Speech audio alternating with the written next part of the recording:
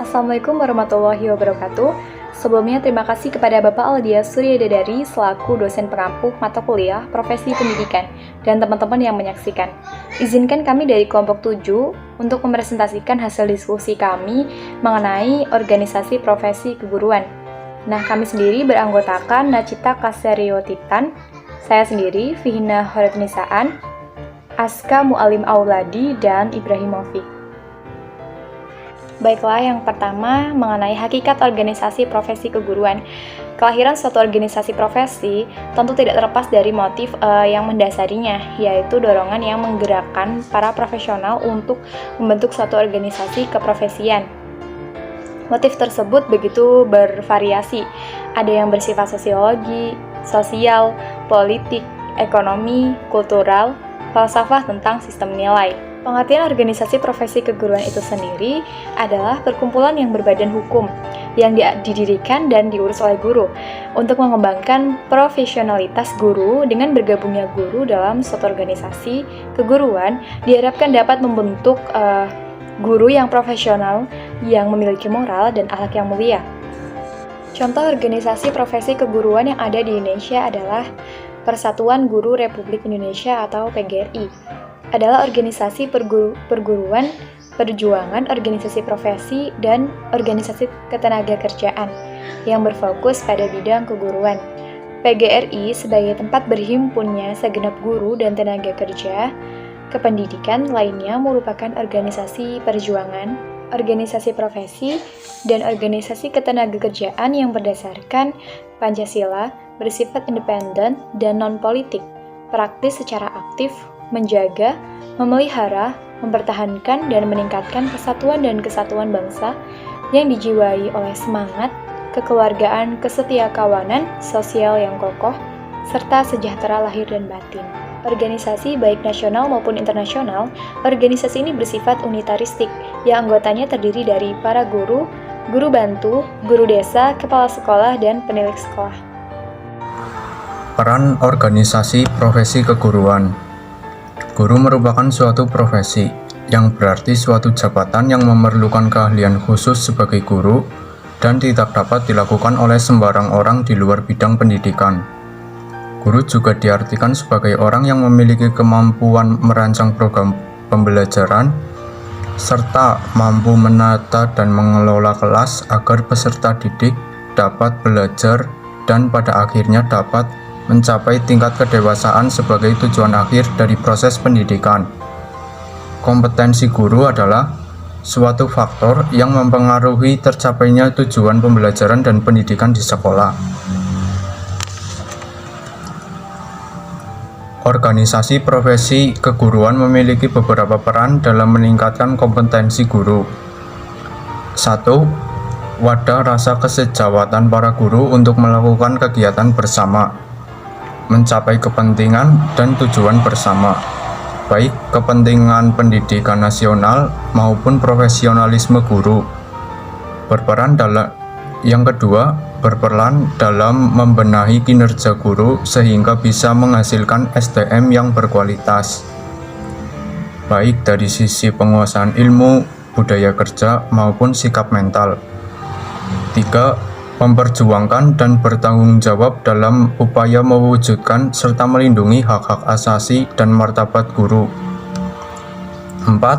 Memberikan masukan, evaluasi, koreksi secara konseptual kepada pemerintah dan masyarakat mengenai perencanaan dan penyelenggaraan pendidikan. Dengan adanya organisasi profesi keguruan, setiap anggota mendapat perlindungan dalam mewujudkan profesionalitasnya secara lebih terarah dan efektif dalam suasana rasa aman dan kondusif. Organisasi profesi keguruan juga berperan untuk menguatkan kesadaran baru dengan membekali para anggotanya sebagai profesionalis sejati. Fungsi organisasi profesi keguruan. Profesi harus mempunyai wadah untuk menyatukan gerak langkah dan mengendalikan keseluruhan profesi, yakni organisasi profesi. Dalam organisasi profesi itulah para anggota profesi hidup dalam kebersamaan dan kesejawatan, bersatu padu melakukan berbagai upaya untuk mengembangkan profesi yang digelutinya. Adapun fungsi dari organisasi profesi kependidikan adalah sebagai berikut. Yang pertama, wadah pemersatu berbagai potensi profesi dalam menghadapi kompleksitas, tantangan, dan harapan masyarakat penguasa jasa kependidikan. Dengan mempersatukan kompetensi tersebut, diharapkan organisasi profesi kependidikan memiliki kewibawaan dan kekuatan melindungi dan memperjuangkan kepentingan para pengemban profesi kependidikan itu sendiri dan kepentingan masyarakat pengguna jasa profesi ini. Yang kedua, wadah pembinaan dan pengembang mutu kemampuan profesional guru. Yang ketiga, mitra pemerintah dan perguruan dalam peningkatan kualitas pembelajaran pendidikan. Yang keempat, sarana untuk melakukan berbagai perubahan dan inovasi guna meningkatkan kualitas pendidikan. Yang kelima, sarana komunikasi, silaturahmi, sekaligus pusat informasi bagi para guru tentang pembelajaran atau pendidikan. Selanjutnya, prospek profesi guru di Indonesia. Prospek guru ada 3, yaitu menjadi guru PNS, guru PPPK, dan guru honorer. Guru PNS menerima gaji dan imbalan gaji dan tunjangan sesuai dengan golongan PNS-nya. Golongan PNS itu sendiri diatur dalam pasal 12 ayat 1 Peraturan Menteri Pendayagunaan Aparatur Negara dan Reformasi Birokrasi. Berikut merupakan rincian gaji sesuai golongan dan masa kerjanya. Gaji seorang guru PNS meningkat sesuai dengan masa kerjanya. Kita ambil contoh, jika dia seorang guru PNS golongan 3A,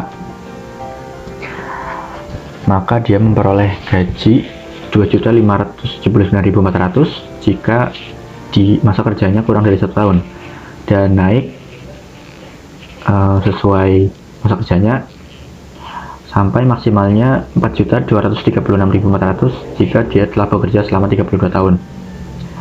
Dia dapat mengajukan naik golongan dengan memperhatikan angka kredit SKP-nya. Selanjutnya, guru PPPK. PPPK merupakan singkatan dari Pegawai Pemerintah dengan Perjanjian Kerja.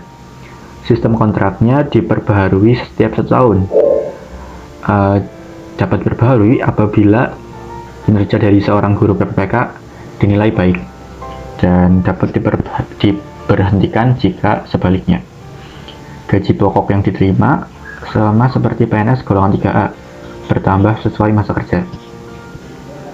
Guru PPPK juga mendapat beberapa tunjangan. Selanjutnya, guru honorer, gaji sesuai UMR masing-masing daerah. Gaji yang didapat dapat berasal dari bos dan pemerintah daerah, atau dari bos saja, atau dari pemerintah daerah saja, sesuai dengan peraturan pemerintah daerah masing-masing. Selanjutnya, berikut merupakan daftar pustaka yang kami gunakan. Baik, begitu saja presentasi dari kami. Terima kasih atas perhatiannya. Mohon maaf jika ada kesalahan, dan mohon maaf atas keterbatasan pengetahuan kami. Wassalamualaikum warahmatullahi wabarakatuh.